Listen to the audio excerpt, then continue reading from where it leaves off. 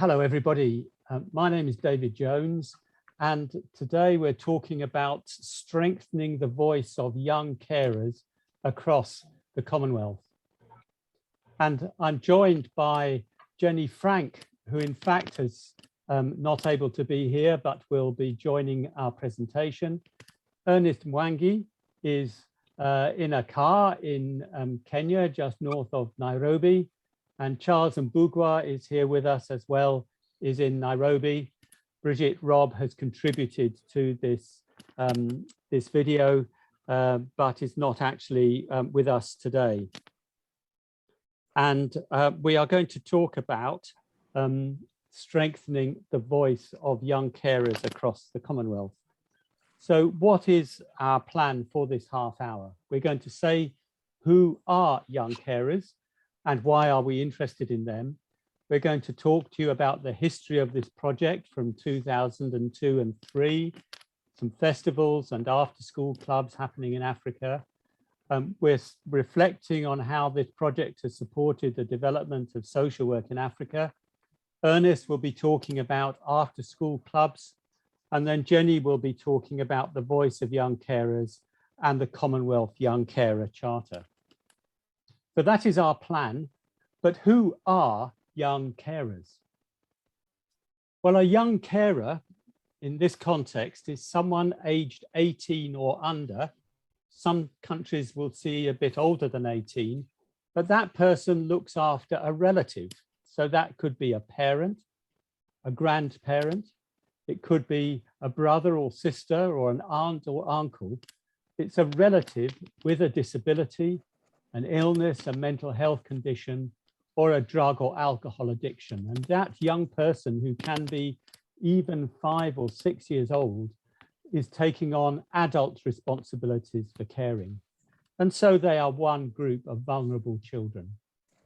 And what I want to do now is to share with you a very short clip from Nigeria, which shows us a young carer talking about her circumstances. Sakira, a 12-year-old young female carer, lives with her blind mother in Laduba community in Asa local government, the poorest local government in Kwara State, according to the poverty mapping conducted by Ministry of Planning and Economic Development with support from World Bank in 2015. Sakira dropped out of school in primary 6 due to the family's inability to pay school levies.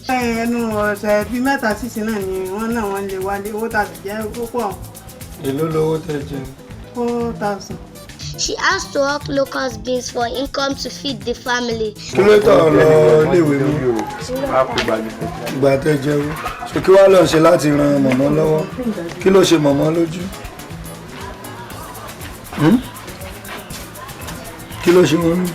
now, who can do one?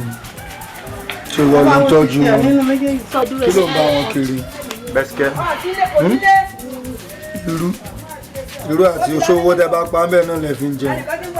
Bẹ́ẹ̀ ni àbí. Sakira said she would have loved to be in school like other children, but for the situation of her family. So there we see one young person in Nigeria who is looking after her mother, but is having to go out and hustle, sell on the street for small sums of money, because that is the only income that they have. And that is typical of young carers that we're seeing and we're talking about in this presentation. So why are we focusing on young carers? Well, for many years, there's been an experience in the UK and in many other countries identifying and supporting young carers. And there are now local groups for young carers and an annual festival for around 1,000 young people come together every year to share their experiences. And we are drawing on that experience. But a Ugandan social worker on a Commonwealth fellowship was working with me back in 2002 and 3. And he identified similar issues with this group back home and saw the potential for a project, and it grew from there. So the Commonwealth is committed through our networks to looking at this Young Carers project, and COSWA picked that up. In 2006, the UK Department for Education provided some funding for an event that happened in Nairobi in 2006, and the Commonwealth Youth Programme also put in some funds. We've drawn on the Children's Society specialist expertise and the Kenya National Association of Social Workers local infrastructure, and we've involved several other African associations. So the journey started in 2006 with this international event that took place in Nairobi, bringing together young carers from UK and from East Africa, social workers from all across Africa, some politicians and other colleagues. And the first symposium was held in 2006. There were policy and academic presentations, but also a young people's workshop in parallel, and that connected with the conference, and they presented their feedback afterwards. And that was the start of the journey to the Commonwealth Young Carers Charter. There was also a historic meeting of African social work academics, and that supported the relaunch of the African Association of Schools of Social Work. So there's all sorts of things happened with a fairly small sum of money that brought all that together. And the young people said, well, this is a welcome change. People actually are listening to us. They are involving us in policy and planning. They get rid of the stigma and understand more. Please don't stereotype us. We have to be strong. And they said, we want to do this again. And if you're interested in seeing those young people speaking and what else happened, there's a video and the link is on the website there. So Charles, over to you to talk about the festivals that followed. The journey continued with the Young Carers Festivals. One was held in Nairobi in 2009, 2012, 2016, and 2019. For young people from East Africa and their social workers to come together. The joy of social workers in the East African region and these disadvantaged children coming together, inspired by the Children's Society's Young Carers Festival in UK, did inspire us, and the joy of the social workers in East Africa and the children interacting with other children from other countries. It was a real joy. And over the weekend, there was a program of activities and sports and discussion, and the young carer to explore their rights and to petition their governments about their ideas and experiences, and they relaxed together. And then they developed the ideas which went into the Commonwealth Charter. Here we see a photograph of children praying, and we also see children from different countries relaxing and taking photos together. You reckon that children from each of these East African countries and beyond had not met before, and they had no idea what children from other countries looked like. So it was a real joy, it was an eye-opener, and it was a real life experience for these children. Then we had this African conference, and which was also held alongside these activities, which was a accumulation of conference in 2006, and the social workers associated with the leaders in formal discussions and strengthening the professional infrastructure. It linked up with the IFSW and the COSWA networks. It also linked with the ministers and members of parliaments and the media to connect with the COSO, and the reality of what these children goes through was realized, and it was a big exposure in the media and within the government circles. The policymakers did pick this one up, and the journey continues in different countries at government and the policy level. Over to you, David. Thank you, Charles. And recording this across hundreds of miles, kilometers, presents some technological challenges. And Ernest was about to take over to do his presentation, and his connection broke, but I think he's come back in just on time.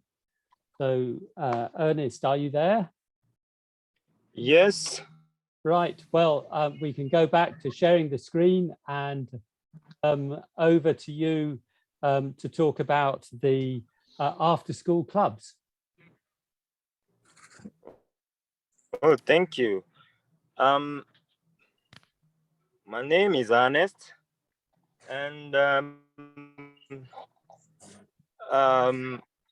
back in the year 2018, we conducted a survey on young carers in school to identify the challenges that they face while in school. And shockingly, there were quite a lot, from bullying, misunderstanding from the school administration, and also from fellow students, to poor concentration in class, poor grooming, low self-esteem. And with that, we formed a basis for the after-school clubs to offer respite to young carers, and also to offer a chance for them to relax during after school, before they go back home to their caring activities. And so far, since 2017 up to now, the after-school clubs have been going on. And when schools close, we usually have the holiday sessions, and we have been able to come to the aid of the young carers in trying to mitigate on the impacts of their caring responsibilities towards their parents, and also in the community in general. Overview, the main focus, we have been trying to eradicate stigma that the young carers have been facing.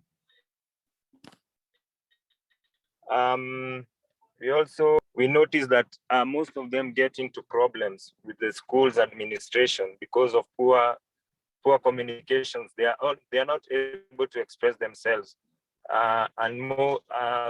So they end up being in trouble with the school administration because of that.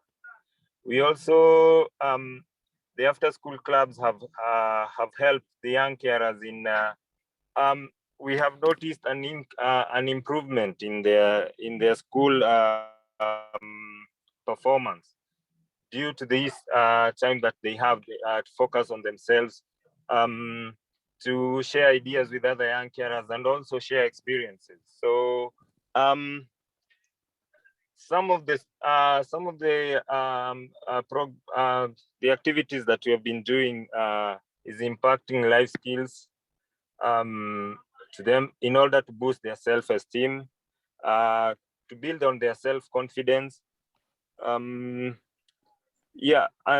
also we offer games and sports, which help in creating a time for themselves to express, to be children first, and also to improve on their socializing skills.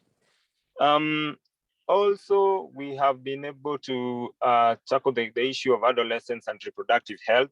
We noticed most of them, they're in their teen years, and this is the time when most of them get into problems. One, if they're not able to, some are being, if they're not aware of their sexuality, some of them are being sexually exploited. Some are activities, some are being used to provide cheap child labor, and so on. So most of the school programs that we have been able to undertake or to capture mainly focus on one, behavior change, reproductive health, and also the adolescents. And so we have had positive outcomes from the after school clubs. One, as I had mentioned earlier, we have seen an improvement in in school attendance. Most of them were not able to attend schools because of their caring responsibilities. In a way, the after-school clubs have been able to address to that. We have also seen increase in awareness about the young carers, mostly with the school administration. Most of them are being able to, the school administration are being able to understand the young carers, and at times why some of the activities that they are supposed to be doing are not being handled in time. So we have seen an improvement in that. We have also seen an integrated measure in safeguarding young carers in schools. That is, the administrations are aware, and they are going an extra mile in making sure that are well addressed, and also the challenges that they face in school are also well addressed. Yeah, so back to you, David. Thank you very much, Ernest, for that contribution. And it's been a really significant event in a number of schools north of Nairobi, with a small group working together, has had this big impact. And as we saw on the slide there, the impact has also been more widely. It's generated a political awareness to some extent in Kenya. There have been articles in the newspapers, the radio broadcasts, but also in the Commonwealth structures. And that's why we think that we can go forward with a Commonwealth Charter, that we've been talking with high commissions and government departments about what young carers need and how we can give more focus to their needs and get greater understanding about the young people. So where are we going next? Well, we've started the young carer consultation about the Charter, and we consulted young carer groups in all of those countries: Australia, Canada, England, India, Kenya, New Zealand, Nigeria, Rwanda, Tanzania, and Uganda. And you can see on the right there, we had a Skype link between young carers in UK and in Kenya. And we've had a number of other events. There's groups in Canada who've been involved, and groups in the UK who have been involved. And here you see some pictures of the festival in 2019, just before the pandemic, in Nairobi, with young people having a lot of fun, but also there was a lot of pain and a lot of sharing of experiences in that, that event, which led into some of the ideas in the Charter. So we're coming on now to what the young people themselves were saying. And I'm looking quickly for my paper, and I think this is where we go over to Jenny. And so here is Jenny Frank talking about this particular slide. Young carers told us that they experience these issues. High on the list is the impact on their education, and for many not being able to attend school, and teachers and health and social care professionals not understanding their needs. They experience emotional and social support, having to grow up quicker than they should have to, and poor physical and mental health. They also told us that they feel they often have the skills that other young people don't have, and these could be transferable for a successful independent life. They sometimes feel that they are reduced to their label of young carer and not seen as anything more. Along the way, some of the things that they told us include: it's very hard trying to find a balance in life, juggling everything that we have to do. Schools need to know we are young carers. There should be an identified teacher for young carers. It has been very helpful to meet other young carers like me and to discuss the ways our caring responsibilities affect us all. And we really like the discussion on our rights. We need to have more meetings like this. And this slide shows the draft charter that they have designed with the 10 key points that they felt was important to them. As young carers from around the Commonwealth, we ask that we are listened to and our views and culture are respected. Every child has the right to express their views, feelings and wishes in all matters affecting them, and to have their views considered and taken seriously. Young carers tell us all too often they are not consulted. They tell us that the next important point is that they should not face discrimination as a carer or for our family situation. So we need to ensure that young carers are treated equally. They tell us that we need to have our physical health and emotional needs acknowledged and assessed. We want health agencies to ensure that training and information are given to all practitioners so that they can identify us as young carers and offer or signpost our family and ourselves to appropriate support. We should have a right to an assessment for our needs separate from the needs of the person we care for. We need to have our own needs acknowledged, assessed, and for practical support and help to be offered. But at the same time, another key important fact is that we need to have the right support to be given to the person we care for, so we don't have to provide excessive care which impacts on our own health and well-being.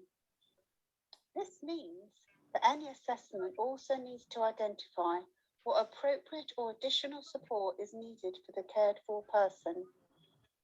Young carers told us that if the cared for person doesn't meet the high thresholds for support or care, this leaves them in an inappropriate or excessive and very demanding caring role.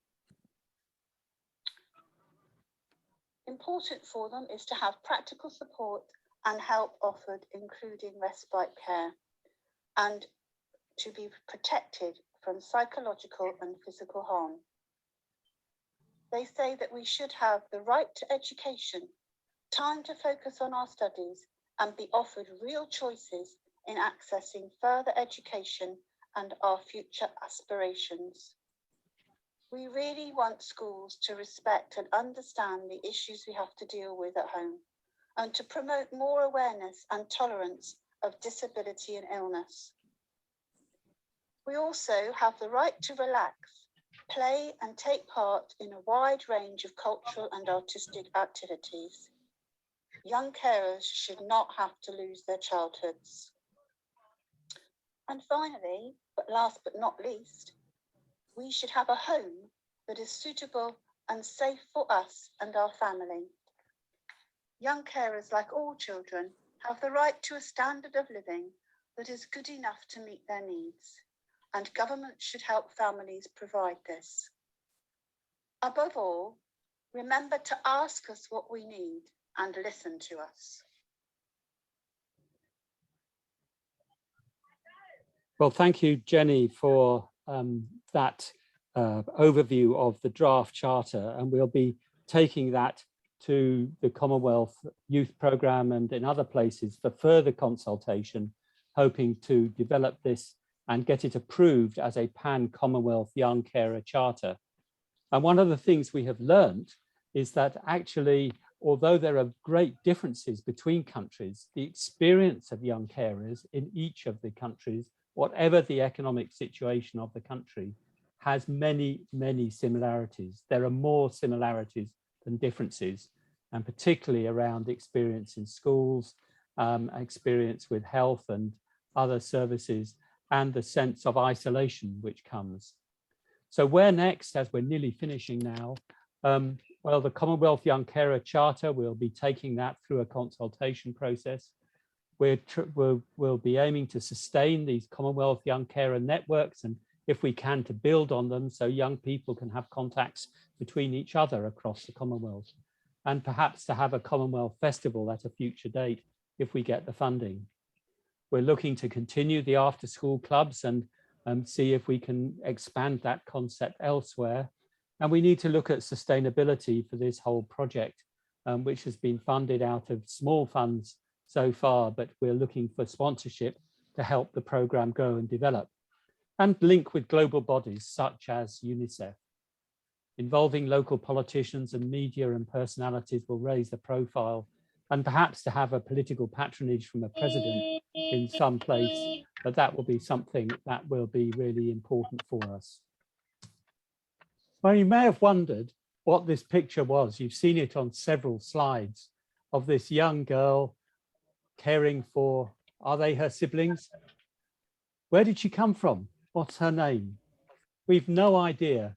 She was somebody we met in Kibera in Nairobi, the biggest slum in Africa, it is said, alternative settlement, and that was in 2006.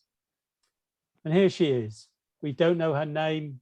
We don't know where she is now. She will have grown up, of course, but she, in a way, epitomizes the young carer taking responsibility for those two young siblings in a very dangerous environment in many ways for a child, and walking around caring for them in a way that is way beyond her years.